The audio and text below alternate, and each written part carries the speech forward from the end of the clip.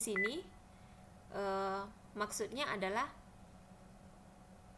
semua dari 10 sampel tersebut itu diteliti begitu. Kalau sensus ya, yang ke 10 sampel ini tadi 10 sampel itu menjadi satu populasi. Nah, yang ke 10 sampel ini diteliti. Nah, itulah disebut dengan sensus. Tetapi kalau sampling hanya sebagian dari anggota populasi. Tadi kan anggota populasi ada 10 tuh. Jadi hanya sebagian yang diteliti, misalnya cuma 5 atau cuma 6 yang diteliti, seperti itu. Itulah sampling. Bagaimana Mas Rupi? Bisa dimengerti sejauh ini?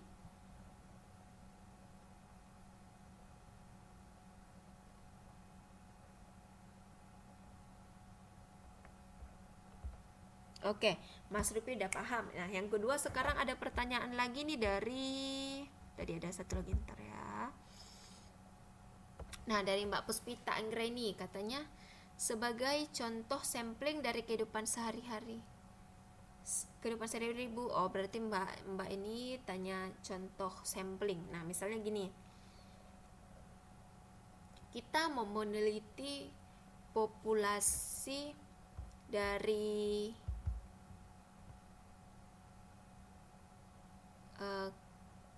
kita mau teliti populasi dari orang dari hewan karnivora. Karnivora kan berarti pemakan tumbuhan tuh. Jadi di situ ada banyak berbagai macam binatang seperti kerbau, sapi, kelinci, rusa dan lain sebagainya yang makan-makan tumbuhan tuh. Nah, jadi contoh samplingnya itu adalah kita hanya meneliti misalnya bagian-bagian misalnya nih kelinci yang mana yang termasuk karnivora itu, yang lebih dominan itu yang mana, yang umur berapa, seperti itu. Jadi dia lebih spesifik lagi dia, tapi tidak semua dari mereka yang diteliti. Atau contohnya lagi nih, kumpulan dari populasi orang yang berdarah sehat, golongan darah A yang sehat, seperti itu. Jadi di situ ada pria, wanita yang macam-macam umurnya, misalnya dari 0 sampai 10 tahun, 10 sampai 20 tahun, atau yang di atas 50 tahun, atau yang 30 tahun, seperti itu. Nah, jadi mereka itu meneliti orang-orang yang sebagian saja, misalnya dari 20 tahun ke bawah. Nah, itu aja yang dari 20 kan tadi kan ada dari 0 sampai 5, 5 sampai 10, 10 sampai 20, sampai 50 ke atas. Nah, mereka nggak teliti semua orang itu, cuman dari 20 tahun ke bawah aja yang diteliti. Nah, itulah yang disebut dengan sampling. Kan ada itu beberapa orang, seperti itu. Bagaimana Bu? Mbak Puspita? Sudah mengerti? Oke, buat yang baru datang boleh silakan bergabung. Langsung aja ikutin. Kita juga masih setengah jam mulai kok. Oke, Mbak Puspita sudah mengerti. Ini ada lagi pertanyaan dari Mbak Santi. Kalau data tenaga kerja di luar negeri termasuk apa, Bu? Nah, itu bisa termasuk populasi, itu bisa juga termasuk sampel. Itu tergantung dengan orang yang mau meneliti di bagian yang mana. Contohnya nih, seluruh, misalnya nih, kalau kan semua tenaga kerja di luar negeri. Nah, kalau dikelompokkan menjadi tenaga kerja wanita, hanya wanita aja, itu bisa jadi populasi. Berarti populasi ini adalah data populasi tenaga kerja wanita di luar negeri. Nah, kalau mau jadi sampelnya itu satu-satu. Satu orang dari Jawa, tenaga kerja satu orang dari Jawa Tengah, dari Jawa Timur, dari Jawa Barat, seperti itu. Jadi itu tergantung si peneliti mau minta yang seperti apa. Bagaimana Mbak Santi? Sudah mengerti?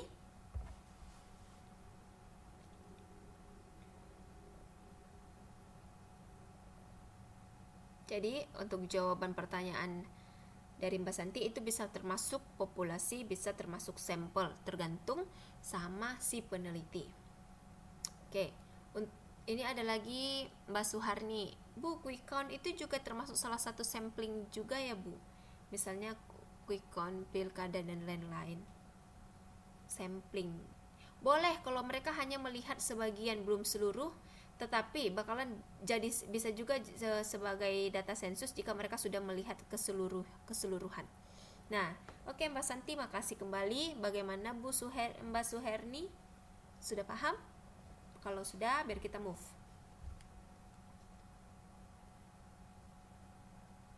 Oke. Kita pindah ke slide yang berikutnya. Makasih kembali Mbak. Nah, ini adalah pengertian statistika deskriptif dan statistika induktif. Nah, ini ada ya, dalam statistika kita mengenal istilah deskriptif dan juga induktif. Nah, apa itu? Oke, deskriptif itu adalah bagian dari statistika yang membahas tentang cara pengumpulan data. Pengolahan data, penyajian data, penentuan nilai-nilai statistika ini tadi sudah saya jelaskan, dan juga induktif ya. Bagian statistika yang berhubungan dengan kegiatan analisis untuk pengambilan kesimpulan mengenai populasi yang sedang diselidiki dan pendekatan sampel, ini juga udah tadi. Jadi untuk deskriptif itu dia hanya membahas tentang bagaimana sih cara si peneliti mengumpulkan datanya dan mengolah datanya dan mengajikan data yang sudah diteliti dan dianalisa tersebut kepada publik. Nah, kalau yang untuk induktif, bagian statistika yang berhubungan dengan kegiatan analisis untuk pengambilan kesimpulan mengenai populasi yang sedang diselidiki dengan pendekatan sampel. Jadi setelah dianalisis, setelah diselidiki, itu pendekatan-pendekatan apa saja yang digunakan, seperti itu. Itu nanti bakalan kita bahas lebih lanjut di pertemuan-pertemuan selanjutnya.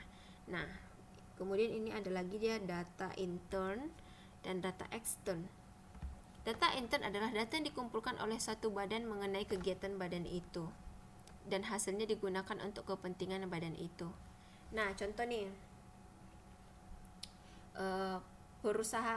suatu perusahaan sedang melakukan pengumpulan data. Nah, pengumpulan data tersebut hasilnya itu untuk kepentingan perusahaan tersebut. Contoh, perusahaan ini ingin menyelidiki tentang kebutuhan karyawan-karyawannya. Jadi pasti perusahaan ini harus melakukan penelitian terhadap karyawan terlebih dahulu. Mereka boleh tanya satu persatu, karyawannya butuh apa sih dalam waktu dekat, misalnya untuk THR. Mereka lebih butuh uang ataupun parcel ataupun apa gitu, jalan-jalan, refreshing dan segala macam. Kita kan mereka mau melakukan penelitian, jadi mereka tanya satu persatu tuh karyawannya bagaimana. Nah, untuk apa? Tujuannya untuk apa? Nah, untuk kepentingan perusahaan tersebut. Nah, agar karyawan-karyawan di perusahaan tersebut merasa lebih diperhatikan, seperti itu. Nah, ini ada contoh yang lain lagi. Sebuah perusahaan mengadakan penelitian tentang produktivitas tenaga kerja di perusahaan tersebut. Nah, ini nih, perusahaan pengen lihat nih, bagaimana sih produktivitas yang dikerjakan oleh karyawan-karyawan ini, bagaimana? Kira-kira banyak atau tidak? Nah, mereka bakalan lakukan penelitian dari beberapa bulan terlebih dahulu. Contohnya, untuk bulan ini berapa banyak yang bakalan diproduksi oleh karyawan perusahaan X misalnya ada 1.000. Nah, untuk bulan depan berapa? Ada 2.000. Misalnya untuk bulan ketiga berapa? Menurun jadi 5.000. Nah, ini ada apa kok? Kenapa kok bisa produktivitasnya menurun? Nah, mereka bakalan cari tahu alasannya apa. Nah, seperti itu. Oke, untuk data intern terlebih dahulu. Sudah paham semuanya?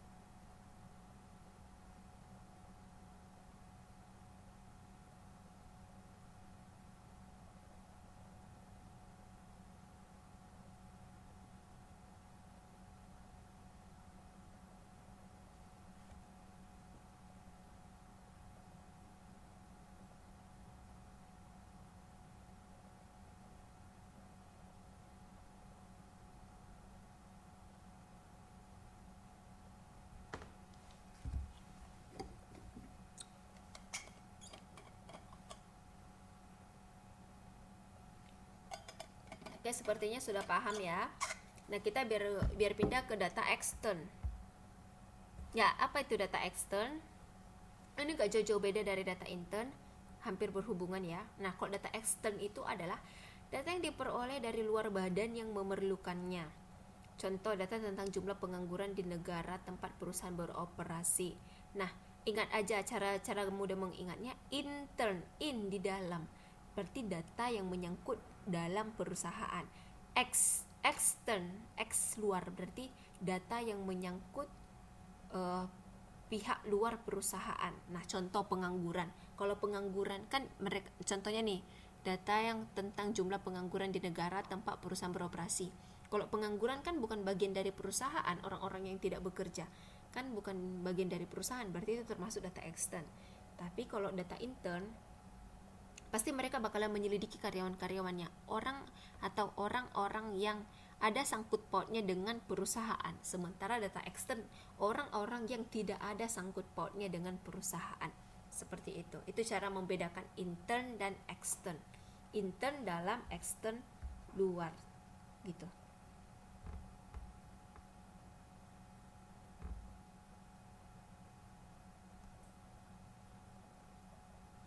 Nah, kemudian lanjut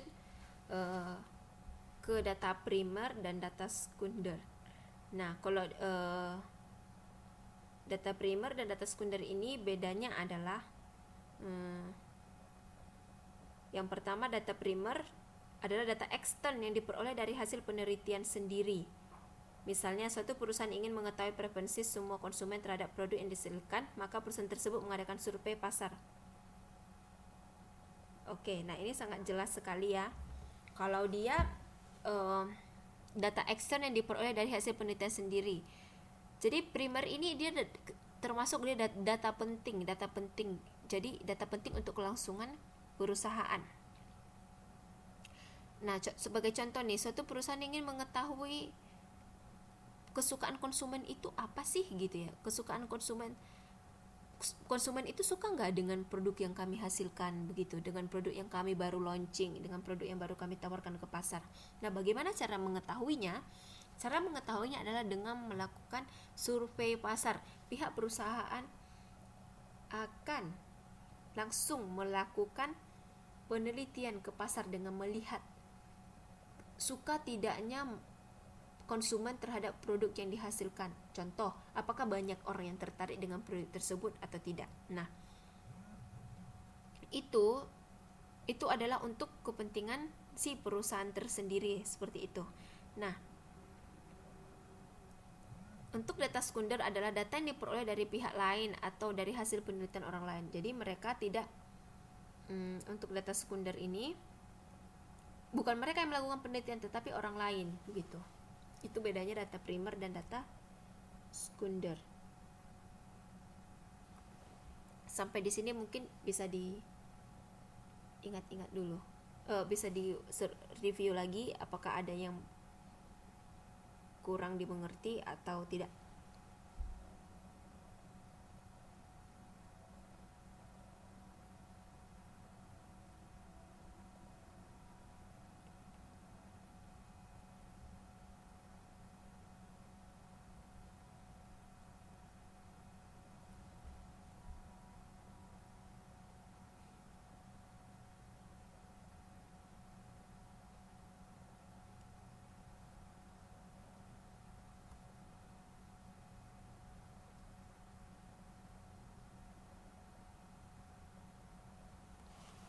Ya, ini ada dari Mbak Waida, intinya kalau sekunder lewat perantara bukan, Bu? Iya, bukan. Ya, bisa dikatakan perantara, bisa dikatakan orang lain. Jadi kita tahu bahwasanya penelitian itu orang lain yang lakukan, cuman kita tahu hasilnya seperti itu. Nah, ini Mbak Sri Handa ini hampir mirip ya, Bu, antara data primer dengan data intern dan data sekunder. Iya, hampir mirip, benar. Hampir mirip. Jadi mereka tidak ada hubungan, nggak ada hubungan dengan pihak perusahaan buat yang sekunder dan juga extern, tetapi ada hubungannya dengan pihak perusahaan jika dia intern dan primer. Seperti saran konsumen. Ya, Mbak Puspita Anggrani, ya seperti saran konsumen. Oke, ada lagi yang mau bertanya atau memperjelas lebih lanjut?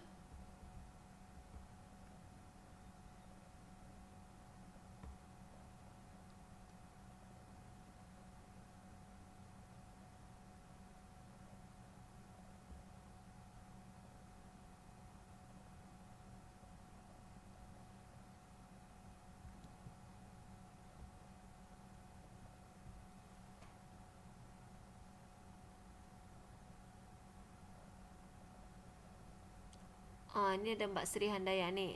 Nanti bagaimana membedakannya kalau ada contoh? Eh, Nanti bisa kita bahas itu lebih lanjut untuk pertemuan berikutnya, Mbak. Nanti bakalan ada contoh-contoh data intern, extern seperti itu, ya.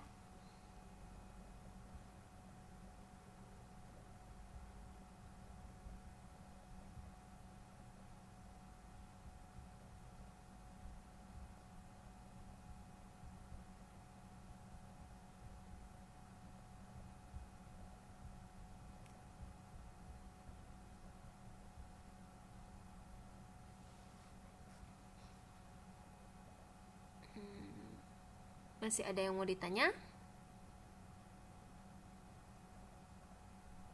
Mbak Santi, intinya primer diteliti sendiri, sekunder orang lain yang meneliti. Iya, benar.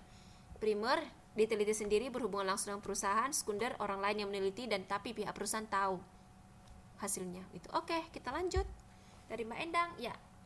Oh, ini ada dari Mbak Puspita. Primer seperti survei perusahaan terhadap konsumen. Kalau sekunder seperti saran-saran konsumen kira-kira. Ya, benar, benar juga. Jadi kalau dia sekunder itu dia perusahaan lain sudah pernah melakukan penelitian. Nah, itu bisa jadi referensi uh, buat si pihak perusahaan tentang penelitian yang sudah dilakukan oleh orang tersebut, gitu.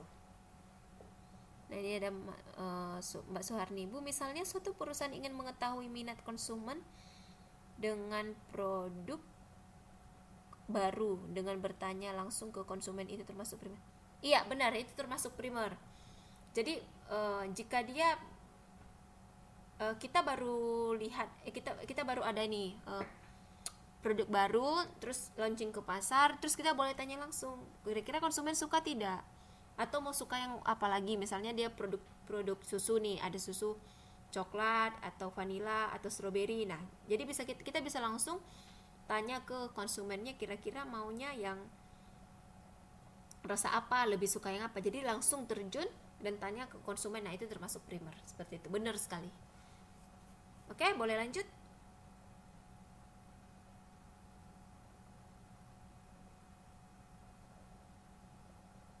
Oke, kita lanjut ya. Kita sekarang masuk ke data kuantitatif dan data kualitatif. Nah, data kuantitatif adalah data yang dinyatakan dengan menggunakan angka, contoh umur responden, pendapatan, jumlah anak, luas tanah yang dimiliki, jumlah barang yang diproduksi. Nah, sementara data kualitatif adalah data yang tidak dinyatakan dalam satuan angka tetapi dinyatakan dalam satuan kategori, golongan, atau sifat dari data tersebut. Contoh jenis kelamin, mata pencarian, golongan, kepegawaian, jabatan, warna yang disukai, dan agama. Nah, siapa yang tahu beda data kuantitatif dan data kualitatif dari kedua penjelasan ini? Ayo coba jawab.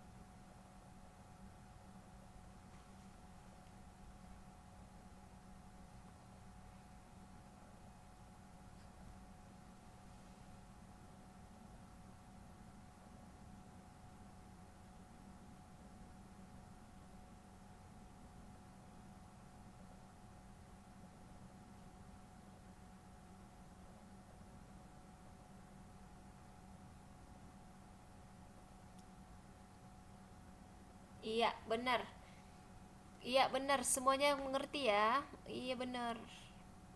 Kalau dia kuantitatif, itu dia angka. Kalau dia kualitatif, dia berupa sifat ataupun huruf. Jadi nggak perlu dihitung gitu ya. Jadi kalau kualitatif itu dia seperti dia datanya itu berbentuk angka. Contoh pendapatan, pendapatan kan 5 juta rupiah, 10 juta rupiah gitu angka ya. Jumlah anaknya jumlahnya berapa? 3, 5 begitu. Luas tanah itu kan pakai 1 hektar, 2 hektar, 500 meter, begitu ya angka. Nah, jumlah barang yang diproduksi misalnya 30 biji, 300 biji gitu. Jadi semuanya itu ada angkanya, ada angka-angka tertentu gitu. Namun kalau kualitatif dia uh, satuannya kategori. Contohnya nih jenis kelamin kan perempuan dan laki. Ini mata pencarian kan contohnya petani, tentara, pegawai negeri sipil, guru, dokter, dosen gitu ya. Nah, warna yang disukai misalnya hijau, merah, kuning, biru gitu. Dan agama bisa Kristen, Protestan, Katolik, Islam, Buddha, Hindu dan yang lain sebagainya, Konghucu gitu. Jadi dia nggak disajikan dalam bentuk angka-angka gitu ya. Saya rasa ini sudah cukup jelas, sudah banyak yang paham. Kalau alamat masuk apa ya Bu? Alamat itu masuk ke data kualitatif,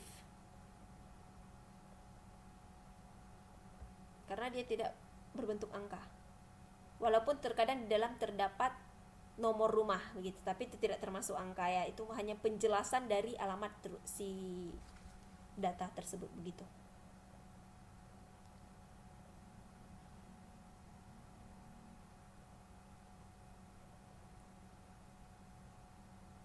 Oke, buat Mas Kusnul.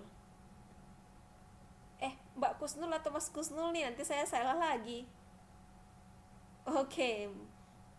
Oke, buat Mbak Kusnul. Silahkan bergabung, Mbak. Boleh langsung lanjut, boleh langsung aja gitu ya, gabung. Kebetulan materi kita nggak terlalu susah untuk yang pertemuan ini. Ya, kita lanjut ke bagian data discrete dan data continue. Nah, untuk data kuantitatif dapat dibagi menjadi dua, yaitu data discrete dan data continue. Apa itu? Nah, data discrete adalah data yang satuannya selalu bulat dalam bilangan asli, tidak boleh bentuk pecahan. Nah, ini dia. Jumlah anak, produksi bola, pakaian, kursi, dan lain-lain. Jadi jumlah anak kan nggak ada itu kedengaran jumlah anak 1,5 kan nggak mungkin. Pasti jumlah anak jumlahnya bulat 3, 2, 5, 1, 4 gitu ya. Nah, produksi bola juga kan nggak mungkin 2,5 bola, kan nggak. Produksi bola itu 100, 200, 150, 300 gitu. Angkanya selalu bulat. Nah, pakaian juga sama dan juga kursi sama. Nah, kalau di data continue adalah data yang susunannya dapat berupa bilangan pecahan. Contoh tinggi berapa? 155,5 gitu. Minyak goreng, berapa minyak gorengnya? 1,3 liter gitu. Kainnya berapa? 1,5 meter gitu. Jadi ada boleh pakai koma-koma gitu. Tapi kalau discrete dia harus bilangan bulat, namun kalau di data continue dia boleh pakai koma-koma gitu. Oke ya? Untuk data discrete dan data continue. Oke nggak? Oke. Kita lanjut.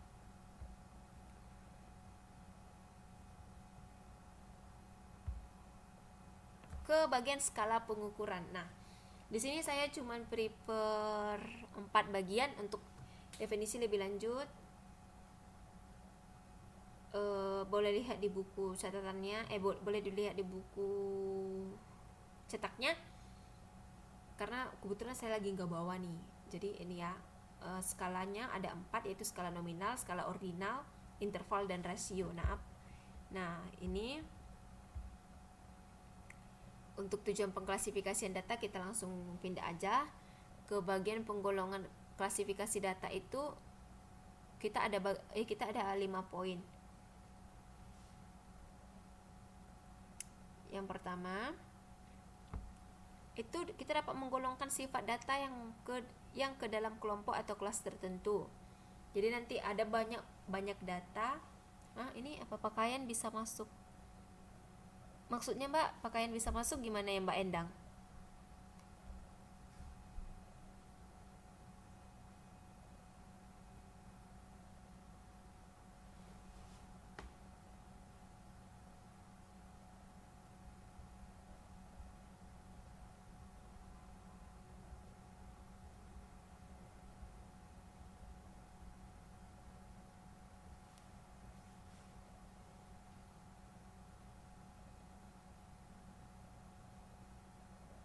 Oke, dilanjut ya. Oke.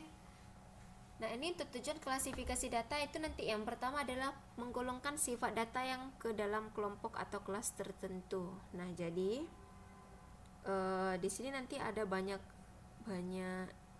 data. Nah, kita bakalan boleh mengelompokkannya ke dalam kelompok atau kelas tertentu. Jadi misalnya nih, kita meneliti jumlah orang gitu ya, jadi orangnya kita bisa kelompokkan. Ini kelompok orang wanita umur 10 sampai 17 tahun. Nah, untuk yang ini kelompok wanita umur 18 sampai 25 tahun. Nah, ini untuk kelompok wanita umur 25 sampai 30 tahun, seperti itu. Jadi kita boleh kelompok-kelompokkan dan menggolongkan. Nah, yang kedua adalah mempermudah perbandingan. Jadi setelah kita kelompokkan kan kita bakalan lebih mudah untuk membandingkan satu dengan yang lainnya. Ya, pakaian bisa masuk continuous size sekarang. Iya, untuk pakaian masuk ke data discrete. Oh, pakaian itu continue, tapi kalau kain baru discrete. Mari kita kembali lagi ke sebelumnya. Oh ya, pakaian discrete. Maaf, pakaian discrete, tapi kalau dia kain ke continue. Oke? Pakaian dia termasuk discrete karena 1 2 3 ya, tapi kalau kain dia masuk ke continue. Jelas ya? Iya, saya tahu Mbak Endang bercanda. Karena baju orang banyak kurang bahan ya. Ya, oke. Sebentar ya, saya ada yang harus di ini dulu bentar. Halo Cece. Hmm.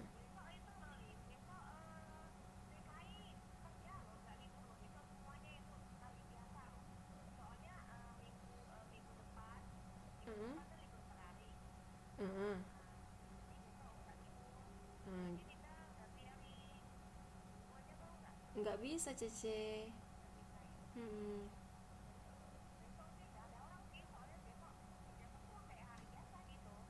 Ya udah Cece. Yang terserah. Hmm. Iya terserah. Iya terserah Cece sih aku datang atau enggak gitu. Aku sih fan-fan aja. Cuman kalau minggu memang aku nggak bisa gitu. Iya. Cece, dia udah datang. Cuman kan minggu depan lah aku bawa ya. Cece dia udah datang kok. Hmm. Iya.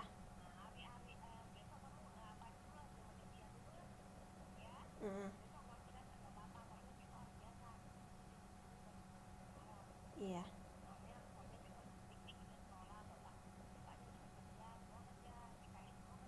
Oh. Iya. Hmm. Iya. Oh, Cece. Hmm. Cece jangan lupa nanti Maret kami ada ulang tahun sekolah, aku nggak datang yang minggu kedua Maret. Ya, kami sama Cece kan ulang tahun sekolah hari Sabtu. Jadi dia kan juga nggak bisa. Hmm. Ya. Iya, Cece. Heeh. Oke, Cece.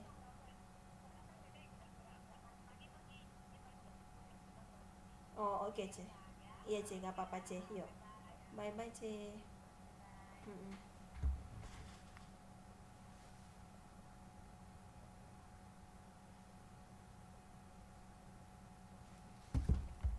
Oke, maaf tadi ada ini yang nelpon bentar ya. Maaf ya, Mbak ya, Mas. Ya, yang lagi promo pakai. Suka bercanda ya sepertinya nih manajemen 10 nih.